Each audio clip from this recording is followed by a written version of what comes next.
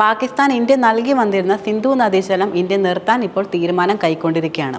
ഇതിലൂടെ വൻ പ്രതിസന്ധിയായിരിക്കും യഥാർത്ഥത്തിൽ പാകിസ്ഥാൻ നേരിടാൻ പോകുന്നത്.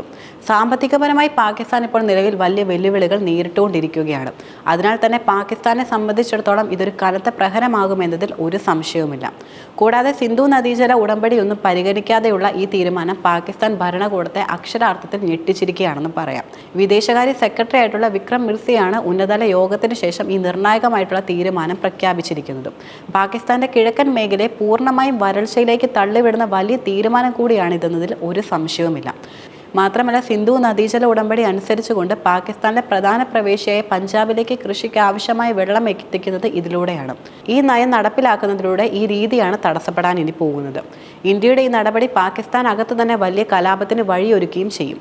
മാത്രമല്ല, പാകിസ്ഥാനിലെ പ്രധാന കാർഷിക മേഖല കൂടിയാണ് പഞ്ചാബ് എന്നത്. ഇവിടുത്തെ കാർഷിക പ്രവർത്തനങ്ങൾ ഇല്ലാതാവുകയാണെങ്കിൽ അത് സ്വാഭാവികമായിട്ടും പാകിസ്ഥാനിലെ മറ്റ് പ്രവേശികളെ കാര്യമായി ബാധിക്കുമെന്നതിലും സംശയം വേണ്ട. കൂടാതെ സാമ്പത്തിക വെല്ലുവിളികളിൽ പെട്ടെന്ന് നട്ടം തിരിയുന്ന പാകിസ്ഥാനിൽ ഇനി ഭക്ഷ്യപ്രതിസന്ധി കൂടി ഉണ്ടായാൽ അത് ആ രാജ്യത്തെ പൂർണ്ണമായി തകർക്കുമെന്നതിലും സംശയമില്ല. സിന്ധു നദീജല കരാർ എന്നത് സിന്ധു നദിയിലെയും അതിൻ്റെ പോഷക നദികളിലൂടെയും ജലം പങ്കിടുന്നതുമായി ബന്ധപ്പെട്ട് ഇന്ത്യയും പാകിസ്ഥാൻ എന്നീ രാജ്യങ്ങൾ തമ്മിൽ നിലനിൽക്കുന്ന ഒരു സുപ്രധാനമായിട്ടുള്ള ഉടമ്പടിയാണ്. ലോകബാങ്കിന്റെ നേതൃത്വത്തിൽ നടന്ന ചർച്ചകൾക്ക് അവസാനം 1960 സെപ്റ്റംബർ 19 അന്നത്തെ ഇന്ത്യൻ പ്രധാനമന്ത്രിയായിട്ടുള്ള ജവഹർലാൽ നെഹ്റുവും അതുപോലെ Pakistan president field marshal Ayub ഖാനും കറാച്ചിയിലായിരുന്നു ഈ ഉടമ്പടി പ്രധാനമായിട്ടും ഒപ്പുവെച്ചിരുന്നത്. ഈ ഉടമ്പടി അനുസരിച്ചുകൊണ്ട് കിഴക്കൻ നദികളായ ബിയാസ്, രവി, സത്ലജ് എന്നിവയുടെ ജലത്തിന്റെ പൂർണ്ണ നിയന്ത്രണം ഇന്ത്യക്ക് ലഭിക്കുകയും ചെയ്തിരുന്നു. സിന്ധു നദീജല സംവിധാനത്തിലൂടെ ഒഴുകുന്ന മൊത്തം ജലത്തിന്റെ ഏകദേശം 30% ഇന്ത്യക്കും ബാക്കി 70% പാകിസ്ഥാനുമാണ് ഈ ഉടമ്പടിയിലൂടെ കൂടുതലും ലഭിച്ചിരിക്കുന്നത്.